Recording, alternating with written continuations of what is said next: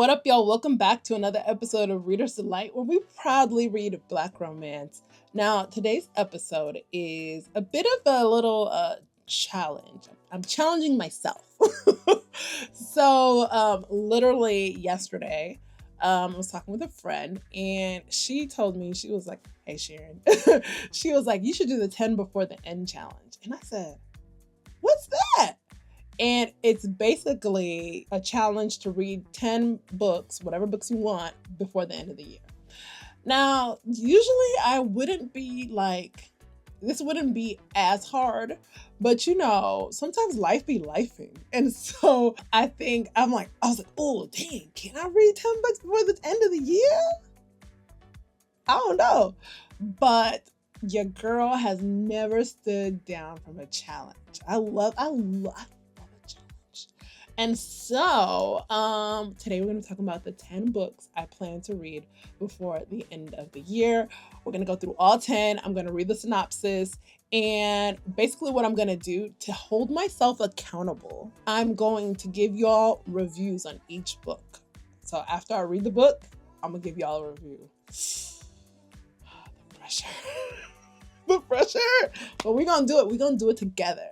So I've got a list of 10 books that I just randomly wrote on this sheet of paper, but I've got some of the books here, and some of them are ebooks, so I'll be reading the synopsis off of my computer.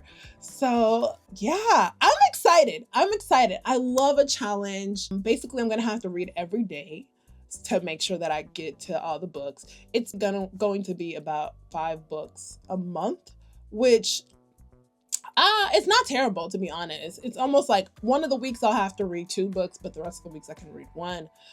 It's doable-ish, so we're just gonna see. But I'm gonna hold myself accountable to y'all, and I will be giving y'all reviews on the books. So one thing I do want to note, though, is that for the most part, don't give negative reviews. If that makes any sense. Like, I don't like to be like, all right, I read this book, it was all right. If I didn't like it, I just didn't like it, we just move on. But this time, I'm telling you the books, and I'm going to tell you the real tea on the books. So if I loved it, you're going to know that I loved it. If I didn't love it, I'm going to tell you I didn't love it. And, yeah. Hey, it is what it is, right? We're gonna do this together. So let's get started with our very first book for this challenge. And also, I want to note that I'm not going to read them in any particular order. So whatever tickles my fancy, that's the book that I'm going to read. But I'm going to read these 10 books. So yeah. All right. So let's get started. So the first book on my list is Nobody to Love You by M.L. Bash. All right. So this is the book. Like I said, it's called Nobody to Love You. M.L. Bash is a new to me author. I bought this at Love and Books, which just happened this past September in Pasadena, California. And so I read the back. I went up to her table, I read the back, and I was intrigued. So yeah. So let me read the synopsis of the book to you all. And yeah, let's go. All right. First book, Nobody to Love You by M.L. Bash. When it comes to Donovan Moss and Rainier Gaines, Kimber Dixon has proven to be their guardian angel. Both men let Kimber into their hearts, but refuse to allow their feelings to get in the way of years of friendship. Years later, after leaving to make sense of her own life, Kimber returns to the small town where she was raised to discover the boys she met all those years ago are now men. Donovan and Rainier have an offer she can't refuse, and Kimber decides to try something different. While they attempt to navigate their new bond, the three quickly realize their potential love triangle proves to be the least of their issues. Donovan and Rainier are fine with sharing Kimber, but she steps right into a life she never imagined possible. So why choose? Unfortunately for Kimber, chance encounters prove to be more complicated than she's prepared to handle, and create more chaos than the 2 men vying for her heart. I'm excited for this book, y'all. I'm excited. Again, new to me author. But I am very intrigued and I'm very excited to read this book. So Nobody to Love You Better by Emma Bash, book 1. All right, next book is Sloth by Brooklyn Mosley. Now, so the thing about Sloth is that Brooklyn Mosley wrote 7 books, basically 7 Deadly Sins, and this is the 7th book.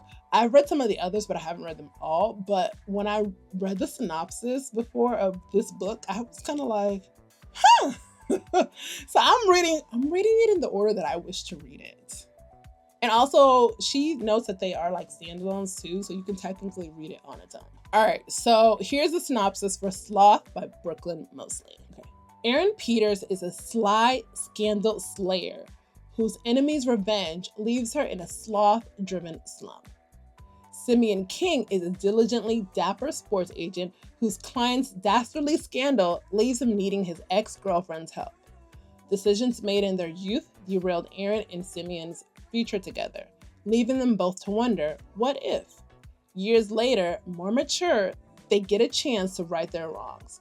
But will they see it as too much of a gamble to try again? Or do they hurt each other too much to recognize their second chance at love? Okay, now I want to give you a little bit more tea. I started to read this book, but I didn't get the chance to finish. I probably read the first chapters, and it is spicy. There's like drama tea, and I love drama in my books, so I'm gonna read this book for sure. I'm excited to read it because Brooklyn is a really, really good author, and her stuff is fire. So I already know that this book I'm gonna be hooked on it. So, Sloth by Brooklyn Mosley. All right, the next book is Capone by Jaquel J. So let me read the synopsis for that one for you, and you can see what you think.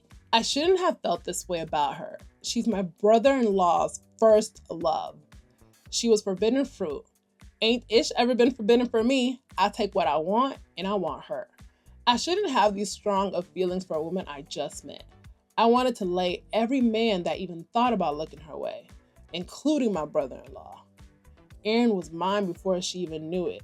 Our paths were meant to cross, our future intertwined. I don't like liars or thieves, but for Erin, I'll pull that ski mask on and steal her heart, if that's what it takes. He's my first love's brother-in-law. Everything about Capone has told me to stay away from him. He's not good for me. He has the power to make me feel again. And the last time I felt anything for someone, it nearly destroyed me. I should stay away from him, but every part of my body is betraying me, screaming, yearning, craving his touch, and for him to be close to me. I don't think he would ever need to steal my heart because I would gladly hand it over to him. Ooh! Y'all. That sounds good. Sounds good. And also, a lot of the women in my book club have been reading this book, and they have been raving and ranting and talking all about it, and your girl's FOMO has kicked in. So I was like, okay, so let's y'all. I'm adding Capone to my list. So Capone by Jaquel J is one of my 10 before the end. All right, let's keep going. So the next book is Promiscuous Girl by Nicole Jackson. Now, I have just heard from a friend from Isida that this book is spicy. There's a lot of stuff going on.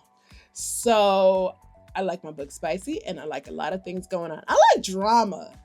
I like stuff happening in my books. I like it exciting. Honestly, I like a lot of things in books. But I will read a book that has a lot of drama in it too.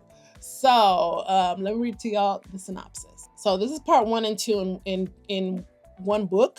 So FYI. Life moves at a fast pace, and you either move with it or get left behind. Taraj was introduced into the game of life at the ripe age of 11. Oh, shoot. I haven't read the synopsis, so I'm like, ooh, I just said I was going to read it. Against her will, she's thrust into some of the seediest acts known to man. She soon finds out that the world is cruel, and she must fight against the grain to truly live. One tumultuous situation after another, Taraj attempts to weather the storms. Steve is the man that is forcibly in her life. He seemingly offers his helping hand to a troubled Taraj, but his help comes at a heavy price. Eventually, things seem grimmer than ever before, until Taz enters the picture, coming fully equipped with his own demons. Oh my God. I haven't read the synopsis, y'all. He's the unluckiest person to ever reach back and rescue the next. But there's something about Taraj that compels him to save her, even if she's unaware of needing saving. In Taraj's world, being pretty has never done a thing for her, besides bring heartache and pain to her doorstep. Surely, Taz is just like all the others, waiting to take advantage. Life has hardened her, and she's become a promiscuous girl. Therefore, she can't see the forest for all the trees. Ultimately, she needs to be saved from herself. But who's willing to take on that task? Will Taz be her knight in shining armor, or will he lead her down a fast road of self-destruction? Ooh! Damn. Sounds like a lot going on. I honestly hadn't read the synopsis. I was just like, I got a recommendation. And I was like, I'm intrigued. Ooh, that sounds scandalous. So part 1 and part 2, it's a thick one. It's 629 pages. I'm committing to part 1. That's a lot of pages, y'all. I'm committed to part 1. Technically, that's book 1 and book 2. I'm committed to 1. Ooh, yeah. So we'll see. Woo. All right. That is Promiscuous Girl by Nicole Jackson. Okay. We'll see. Alrighty, so the next book is Grow and Tell by Ashley Nicole. This is a Mason family novel. I am a huge fan of Ashley Nicole. I've read, I want to say 98% of all the things that she's published. She's just a bomb author. I love her work. I love reading her stuff. I just hadn't got to Grow and Tell, so I'm excited to get to it. So let me read to y'all the synopsis. It's a short one. So it says, after a meet cute that's way too cute, Kalia and Sharad can't stay away from each other. The only problem is neither wants anything serious right now. Oh, also he comes from a huge family and she doesn't do family. Will their casual relationship stay casual or turn into something neither of them could have imagined? Love. Okay. Her synopses are always so brief. She's like, and that's it. But it doesn't, when you read it, you're like, oh girl, there's a whole lot more going on in this book. So, okay, I'm intrigued. I like Ashley Nicole stuff. I honestly really don't read her synopsis, to be honest. She just released a book and I just started to read it. So I'm excited to get to that book. Yeah. Okay, next book. So the next book is Intrigue Danger by India Carter. All right. So this book is, I guess it's the third book in the Danger series. I've read the first 2. So these Danger men, they not regular dudes. Like, okay, if you read 1 and 2, you already know. So let me read the synopsis. Declan Danger has always gone along to get along, keeping his 20-year relationship afloat. But his world flips upside down when his girlfriend insists on opening their relationship. In the midst of spiraling, he encounters the alluring Mistress L. Okay. Y'all, I don't read synopsis, but I'm reading them now with y'all so we can know what the books are about, because I'll be honest, if it's an author I trust, I don't read the synopsis, I just read. But if it's a new author, I do. So, oh, wow. First of all, why is he in a relationship with his girlfriend? A 20-year relationship.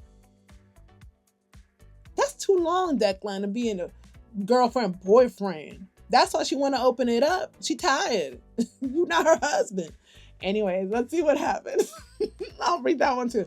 It is a long book. It's 553 pages. So this one's gonna take me out too. But I'm really excited to get to it. So let's see. All right. So the next book is All I've Wanted, All I've Needed by Ive Wanted. Okay, I'm gonna be honest. I have started reading this book technically, but I don't feel like I've read enough for it not to count. So look, I'm barely right here. I'm barely page 48.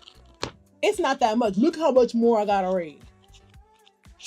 That's a lot more. So I got this book also at Love and Books in September. And when I asked the people of the stack of books that I got, which one I should start with first, people said this one. So I had started this one first, but I jumped into a read along, so I had to switch over to the other book. but I definitely want to read this because people highly, highly reviewed this book. So, yeah. Okay, let me read the synopsis to you. It says, Harlow Shaw feels naive for believing in happily ever after, but she craves a love that lights her up. Don't we all? Anyways, all right. She thought she had it all with her boyfriend until promising baseball career overshadows their relationship and he asks her a life-changing question. It causes her to wonder if what they have is all she ever truly wanted. Harlow is yearning for more than the curated life she's living. A trip to Bali, a move to Seattle, and an alleged burned cup of coffee lead her to a friendship she didn't know she needed and a love so deep she can feel it in her bones. Oh, I love romance. I love contemporary. I really do. If someone were to tell me, all right, you can only choose one, kind of trope to read for the rest of your life, out of all the things, I think I would love contemporary because there's just something about that real life, realistic love that just pulls me in. And I love a girl on a eat, pray, love type of mission kind of thing where she's figuring herself out, finding love, finding happiness, finding her own joy, not through no man, but if a man comes good. So I really do love stories like these. So I'm excited. And like I said, I barely read it. I haven't read enough. So this one's gonna count. I'm counting it. So yeah. All I wanted, all I've needed, Ive Wanted. All right, my next book is A Love Song for Ricky Wilde. Now this book, it did come out a little while ago. I'll admit it. I bought it, but I just didn't get to read it. So now that I'm doing this 10 before the end, I want to get to this book. I heard really great things. This is also a contemporary novel, so it falls right in alignment with the type of books that I like to read as well. And people really raved about it. Tia Williams is the author who wrote 7 Days in June, who, everybody talks about 7 Days in June. Everybody talks about that book. So I was like, you know what? I really enjoyed that book as well. So I definitely wanted to get into this one. And I even heard people say they enjoyed this book even more than 7 Days in June. I will note though, I feel like people didn't talk about this book as much as they did about 7 Days in June. And that doesn't mean anything because people are fickle. But but it's just surprising that people didn't talk about it as much as the other book. But what I heard, people really, really loved it. So let me read to you all the synopsis. Ricky Wilde has many talents, but being a Wilde isn't one of them. As the impulsive, artistic daughter of a powerful Atlanta dynasty, she's the opposite of her famous socialite sisters. Where they're long-stemmed roses, she's a dandelion, an adorable bloom that's actually a weed, born to float wherever the wind blows. In her bones, Ricky knows that somewhere a different, more exciting life awaits her. Okay! I honestly knew nothing about this book. I didn't know what it was about. This is literally the first time I'm reading the synopsis. I just bought it. A mess, I know. Let's continue. When a regal nonagenarian, Miss Della, invites her to rent the bottom floor of her Harlem brownstone, Ricky jumps at the chance for a fresh beginning. Oh my God, it's so funny how they're fresh beginning, I see. Okay, I like that. She leaves behind her family, wealth, and chaotic romantic decisions to realize her dream of opening a flower shop in New York City. And just beneath the surface of her new neighborhood, the music, stories, and dazzling drama of the Harlem Renaissance still simmers.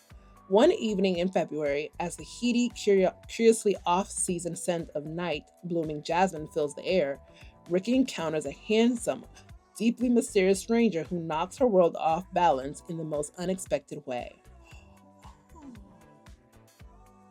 I like that. Set against the backdrop of contemporary Harlem and 1920s decadence, A Love Song for Ricky Wilde is a modern fairy tale of two passionate artists drawn to the magic and romance of New York, and whose lives are irreversibly linked. Ah, that sounds good. That sounds real good. I'm glad I'm going to read it. A Love Song for Ricky Wilde. It's on my 10 before the end. All right, so my next book is Maggie Gray. This is The Secret World of Maggie Gray. My bad. The Secret World of Maggie Gray. Now, this book is by Desiree Granger. And if you've read Desiree before, or maybe have heard of Desiree, she probably would be more considered as an urban fiction author.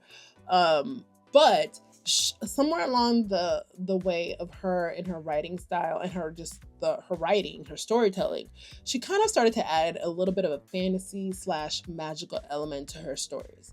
And so now I think she's just, jumped to the deep end of the fantasy magical realism end of the pool of writing.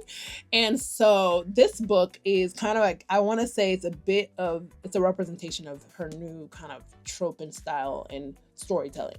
So the synopsis is very short. I have not read this, but me and a couple of girls from my book club, we're going to do a read along of this book. So I'm pretty excited to, do that together and get to it. So on the back it says, a witch, a siren, and a vampire get accepted into a magical HBCU. That is all I'm allowed to say for now. That's it. That's all. So that's what that's what the book is about. So I'm excited though. Desiree is an incredible author. She's one of my favorites. She's in my top 3. I love her stories. I love her storytelling style. So I know I'm going to have a good time. I don't think I've ever read a book by her that let me down. I've never read a book by her that has let me down. Every single one has captured me. So that's why I'm excited / glad that I'm going to do a read along with my book club girls, because we're going to get immersed in the world together and we're going to hold each other accountable to all the other stuff we need to do in our lives, because we're going to get sucked into this book. You understand me? Sucked. So I'm excited. I'm excited to read this book. I know it's going to be good. I have no doubt it's going to be excellent. The Secret World of Maggie Gray. All right, and then my 10th book, which I honestly should have been read, but life in, is Free Agent by Christina C. Jones. It is the 10th book. Yes, it's the 10th book in the Connecticut King series, which is a football series collaboration that she and Love Belvin have written together. So I've really enjoyed, Connecticut King series. I'm definitely a big fan of sports romance. So the fact that, 2 heavy hitter authors who are just incredible at what they do came together to write a whole sports series, chef's kiss, So I do have that book in paperback, but since your girl moved, where is it? I don't know where it's at, but I know I have it somewhere. It's somewhere. So let me read the synopsis to you all. I don't know if you need to read the other 9 books to get this story. I'll be honest, I've read the other 9. So if you're trying to catch up, you can. I don't know if you can just read this alone. If you're watching this and you've read this book, let us know in the comments. Let your girl know. All right. So the synopsis. For Rory Mitchell, the Lulu is decidedly not the Salulu. Getting her lick back is... I love getting her lick back. What starts as a chance encounter at a sporting event ends up being a perfect distraction from the chaos of a broken heart. Instead of throwing herself into work, she throws herself, for good or bad, into Tatum Wilder. I like that name, Tatum. Tatum Wilder. Okay, Tatum. An offensive tackle for the Connecticut Kings, Tatum is used to high-stakes games and intense scrutiny. On the field, he's a powerhouse. Off the field, he's a country boy with gentleman tendencies and a propensity towards knowing the right thing to say at all times. Okay, I don't know how I feel about that. Like, are you big, you like, wordsmith, telling a girl what she want to hear? Well, most of the time. Their connection, immediate and undeniable. Well, they can deny it. After all, with Rory on the heels of heartbreak, a relationship could be a disaster. Free agency might be a position of power, or maybe just a crutch. Okay. I like that. Okay. I'm excited because I know it's gonna be good. We know it's Christina. We know it's gonna be excellent. So I'm excited to read that. Okay. All right. So that is my list of 10 before the end. I do have an honorable mention. So for my book club, the Black Romance Book Club, we are reading kind of like a spooky read because obviously it is Halloween. I don't know when I'm going to post this, but Thursday is Halloween. And so we decided to pick a cute novella for our spooky read. So it is Boo Thang by Rosie Adams. And I'm not counting it in my 10 before the end, only because I do want to read the other 10 books. So I'm gonna still read this one. So actually, I guess it's 11. Okay. But anyways, that don't matter. So let me read to y'all the synopsis just in case you wanted to hop in and read Boo Thang. So for Piper James, the scariest thing about this Halloween is how badly she wants her best friend's little brother. Oh!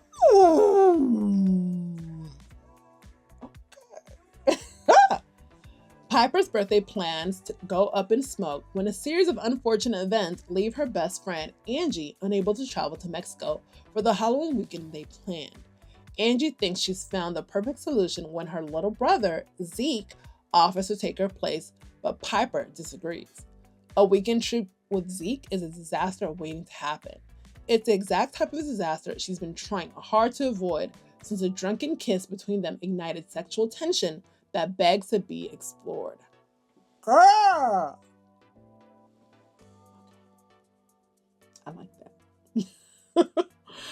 Piper could not think of anything more stressful than spending her birthday weekend trying to resist Zeke. Once the dust settles, she realizes this might be the perfect solution after all. She and Zeke can spend the weekend getting each other out of their systems, then return home and continue like nothing happened. I like the plan. Zeke has been halfway in love with Piper since he was a teenager. He thought his desire for her was just leftover feelings from all those years of pining after his sister's best friend, but the kiss they shared proved him wrong. His feelings are real, strong, and very adult.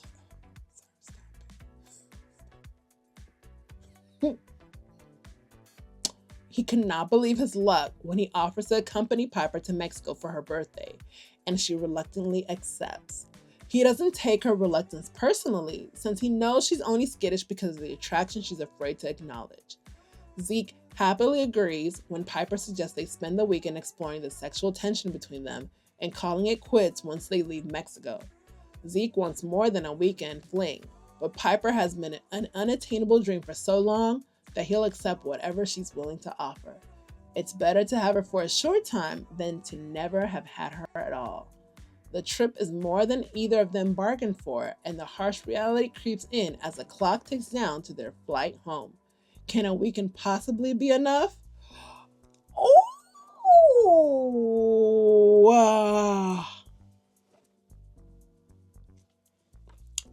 I'm in. That sounds cool. Okay. I like that. I like that a lot. That sounds good. I love it. Oh man, I love books like that. Oh man, I'm excited to read it. Yay. Alrighty, y'all. So that is my 10 before the end. I'm so excited to get to these books.